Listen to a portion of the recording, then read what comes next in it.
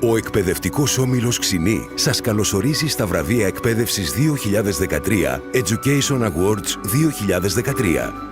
30.000 ψήφοι, 84 υποψήφοι, 13 κατηγορίες βραβείων, 2,5 μήνες ψηφοφορίας, ένα όραμα.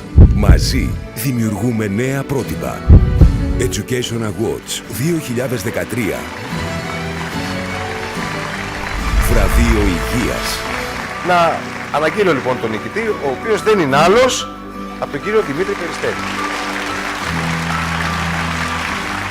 Θα ήθελα να ευχαριστήσω τον Όμιλο Ξινή και όλους τους καθηγητές μας που μας δίνουν τη δυνατότητα να κάνουμε το όνειρό μας πραγματικότητα. Οφείλω να σας συγχαρώ για αυτή την πρωτοβουλία, να καλέσετε νέους ανθρώπους να διαγωνιστούν και να ζήσουν μια πρωτόγνωρη εμπειρία. Αυτή την εμπειρία της βράβευσης, της συμμετοχής, του συναγωνισμού, του ανταγωνισμού αν θέλετε.